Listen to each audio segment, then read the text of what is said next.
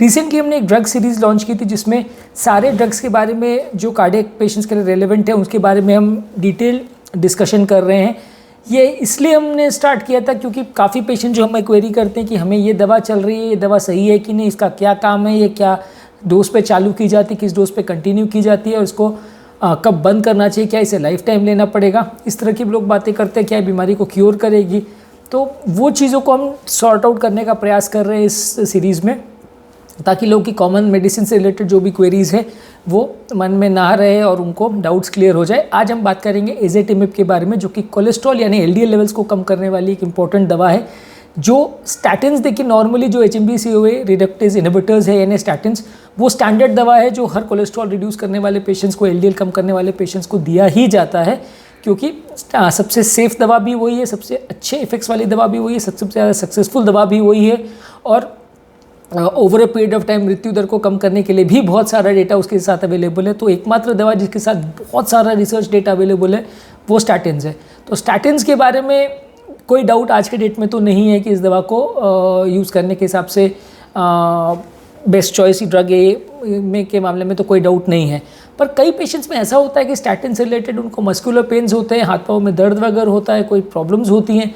तो वैसे लोगों में कौन सी मेडिसिन को हम यूज़ कर सकते हैं जिनको स्टैटिन सूट नहीं कर रही है, या कई बार ऐसा पेशेंट होता है जिसमें स्टैटिन का हाई डोज देने के बाद भी पेशेंट का कोलेस्ट्रॉल लेवल्स कम नहीं आ रहा, पेशेंट का एलडीएल लेवल 250-300 था, आपने ऑलरेडी स्टैटिन 40 मिलीग्राम्स रोजुवास्टैटिन डोज पे आ गए, अटोरवास्टैटिन 80 पे आ गए, फिर भी कोलेस्ट्रॉल कम नहीं हो रहा। घूम फिर के अगर हमारा टारगेट 100 या 70 है तो 120-130 पे आके रुक गया, पेशेंट डाइट कंट्रोल भी कर रहा है लेकिन नहीं कंट्रोल रहा। तो वहाँ पे ये एड ऑन या एज एन ऑल्टरनेटिव आ सकती है। एक तो वहाँ जहाँ पेशेंट को दवा सूट नहीं हो रही है, या दूसरा वहाँ जहाँ मैक्सिमम डोज देने के बाद भी पेशेंट का एलडीएल लेवल्स कंट्रोल नहीं हो रहा, वहाँ पे ये as an add on therapy use कर सकते हैं, क्योंकि इसका मैकेनिज्म एक्शन अलग है, ये अलग तरह से काम करती है। बेसिकली ये आंतों में जो कोलेस्ट्रॉल या फाइटोस्टेरोल अब्जॉर्प्शन है उसको कम करती है। वहाँ पे जो रिसेप्टर होता है जिसे नीमैन-पिक C1 लाइक रिसेप्टर यानी NPC1L रिसेप्टर बोलते हैं, इसको अफेक्ट करती है। ये रिसेप्टर जो है ब्लड में कोलेस्ट्रॉल का अब्जॉर्प्शन को कम कर देता है। सबसे अच्छा इस बात का ये है कि ये फैट सोल्यूबल विटामिन्स का अब्जॉर्प्शन को कम नहीं करता है, ट्राइग्लिसराइड और बाइल एसिड्स का अब्जॉर्प्शन को कम नहीं करता है। तो ये मेडिसिन का ये एडिशनल बेनिफिट है, क्योंकि कई लोग को क्या कंसर्न रहता है कि कोलेस्ट्रॉल लेवल को कम करेगा, कोलेस्ट्रॉल का अब्जॉर्प्शन कम कर देगा, फैट भी तो मेम्ब्रेन्स बनाने के लिए ज़रूरी है, बहुत सारे हार्मोनल एक्शंस के लिए ज़रूरी है। तो फैट अब्जॉर्प्शन अगर बिल्कुल ही बंद हो जाएगा तो फैट सोल्यूबल विटामिन का अब्जॉर्प्शन भी बंद हो जाएगा, तो व्यक्ति को विटामिन डेफिशिएंसी डिसऑर्डर्स होना चालू हो जाएंगे। तो वैसा नहीं है, इसका जो रिसेप्टर ऑफ एक्शन है वो अलग है, और वो जिस रिसेप्टर से फैट सोल्यूबल विटामिन अंदर जाते हैं या जिस रिसेप्टर से बाकी चीज़ें होती है उस पर इस पर कोई इफेक्ट नहीं पड़ता। इसलिए एज़ेटिमिब उस मामले में काफ़ी सेफ़ है और लगभग 70% तक इंटेस्टाइनल कोलेस्ट्रॉल अब्जॉर्प्शन को ये कम कर सकता है, जिसकी वजह से लगभग 20% तक एलडीएल लेवल्स में रिडक्शन देखा जा सकता है और 5 से 7% तक एचडीएल लेवल में बढ़ोतरी देखी जा सकती है। कंपैरेटिवली ये किसी को अगर डिस्लिपिडेमिक डिसऑर्डर्स हैं या एलडीएल लेवल्स बहुत ज़्यादा या कुछ फैमिलियल डिसऑर्डर्स है, फैमिलियल हाइपरकोलेस्ट्रोलेमिया है, साइटोस्टेरोलेमिया है, ये सारी चीज़ों में ही ये दवा इफेक्टिव रहती है और एलडीएल लेवल्स को कम करती है लगभग 15 से 20% द्वारा।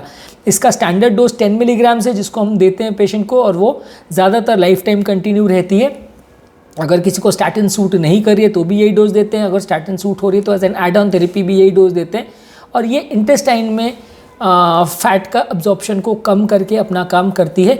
यानी स्टैटिन्स और बेम्पेडोइक एसिड का हमने डिस्कस किया था कि ये दोनों ही मेडिसिन जो है लिवर के लेवल पर काम करती है, यानी लिवर में कोलेस्ट्रॉल बनने को कम कर देती है, तो उससे एलडीएल लेवल्स को कम होता है। यानी एलडीएल जो है नॉर्मली लिवर में एंजाइम्स के द्वारा बनता है, बाकी फैट्स और उसके मेटाबॉलिज्म से कोलेस्ट्रॉल एलडीएल लेवल बनता है, तो उसको ये इनहिबिट करती है और उसको फंक्शन को कम करती है। लेकिन जो एज़ेटिमिब है इसका एक्शन बिल्कुल ही अलग है, ये आंतों में ही फैट को अब्जॉर्प्शन होने को कम कर देता है और इस तरह से ब्लड कोलेस्ट्रॉल लेवल्स को कम करता है, जिसकी वजह से लिवर में उतना कोलेस्ट्रॉल पहुंचता ही नहीं है, तो कोलेस्ट्रॉल एलडीएल बनने का चांस कम हो जाता है।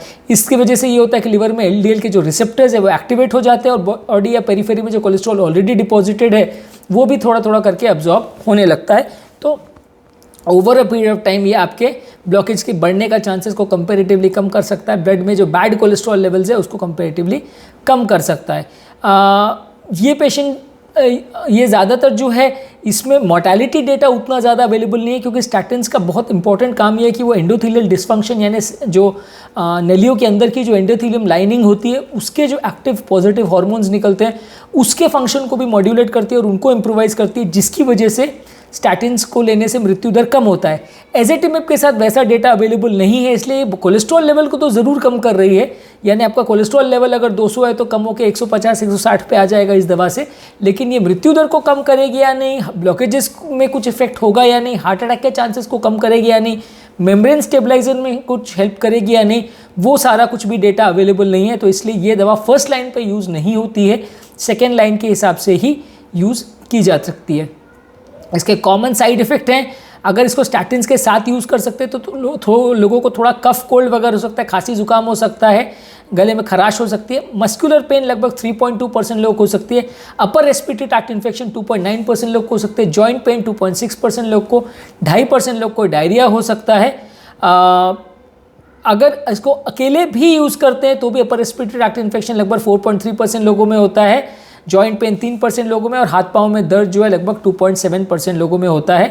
ज़्यादातर ये माना गया है कि अगर ये दवा को कंपेरेटिव एनालिसिस करते हैं कि किसी व्यक्ति को अगर दवा के बदले प्लेसिबो दिया जाए, यानी प्लेसिबो मतलब ये होता है कि पेशेंट को नहीं बताया जाता और सिर्फ उसको दवा के बदले पाउडर दे दिया जाए या कुछ ऐसी चीज़ दी जाए जो कम्प्लीटली न्यूट्रल हो, वो चीज़ उसको दी जाए और बदले में कुछ लोगों को दवा दी जाए, और फिर कंपेरेटिव एनालिसिस करते हैं कि कितना फ़ायदा हो रहा है, कितना नुकसान हो रहा है। तो वो प्लेसिबो कंट्रोल ट्रायल में भी इसमें पाया गया कि 2% लोगों को साइड इफ़ेक्ट्स होते हैं, बहुत ज़्यादा नहीं है, लेकिन जिनको भी होते हैं बहुत सीरियस साइड इफ़ेक्ट्स नहीं है, परमानेंट साइड इफ़ेक्ट्स नहीं है, पर हाँ मसल पेन जो स्टैटिन्स का भी कॉमन साइड इफ़ेक्ट है वो इसमें भी देखने को मिलता है।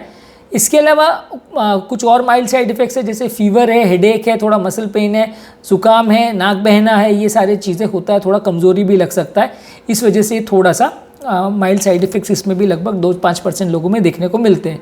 सीरियस साइड इफ़ेक्ट्स में लगभग स्टैटिन्स के जो साइड इफ़ेक्ट्स है वो भी इसमें भी वही इफ़ेक्ट्स है, लिवर डैमेज कर सकता है जिसमें लिवर एंजाइम्स थोड़े से बढ़ सकते हैं, सीवियर मसल डैमेज कर सकता है जिसमें मसल पेन होगा, मसल वीकनेस होगी, रैप्डोमाइलिसिस होगा, और एलर्जिक रिएक्शंस भी हो सकते हैं जिसकी वजह से लोगों का किडनी वगैरह का प्रॉब्लम हो सकता है।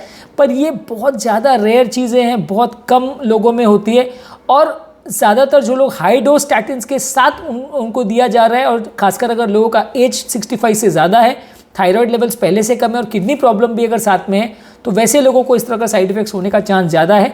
रूटीन लोगों में कंपैरेटिवली प्रॉब्लम होने का, सीरियस साइड इफेक्ट्स होने का चांस बहुत कम है, हज़ारों में एकाध किसी को होगा।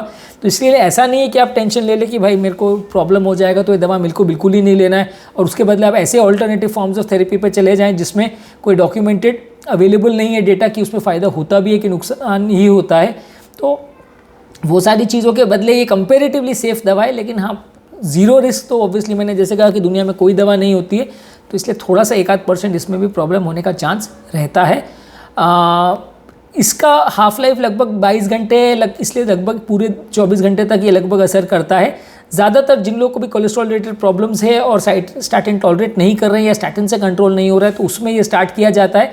10 मिलीग्राम का स्टैंडर्ड डोज होता है, ज़्यादातर 24 घंटे तक असर ये कंटिन्यूस करता ही है।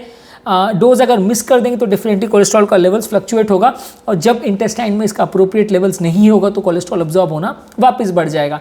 इसमें एक स्टैंडर्ड डोज ही दिया जाता है, और डोज अभी तक यूजली बढ़ाते हुए मैंने नहीं देखा है, अभी तक एटलीस्ट मैंने भी ट्राई नहीं किया है। एक ही स्टैंडर्ड डोज पे कंटिन्यू करते हैं। अगर ना कंट्रोल हो तो मे भी आप डबल डोज या ट्रिपल डोज ट्राई कर सकते हैं, पर ज़्यादातर मैंने यूज़ करते नहीं देखा है उस तरह की चीज़ें। रिकमेंडेशंस में भी वैसा नहीं है अभी तक। अगर किसी पेशेंट को सीरियस साइड इफेक्ट्स हो रहे हैं, खासकर अगर मस्कुलर पेन्स वगैरह बहुत ज़्यादा हो रहे हैं, लिवर डैमेज वगैरह हो रहा है, तो दवा को बंद करना चाहिए। ऑन एन एवरेज ये बहुत कॉस्टली मेडिसिन नहीं है, 10 से 15 रुपये का जितना इसका कॉस्ट आता है। जेनरिक फॉर्म्स इसके available I am not sure है या नहीं, क्योंकि जेनरिक फॉर्म्स में मैंने अभी तक मार्केट होते नहीं देखा है।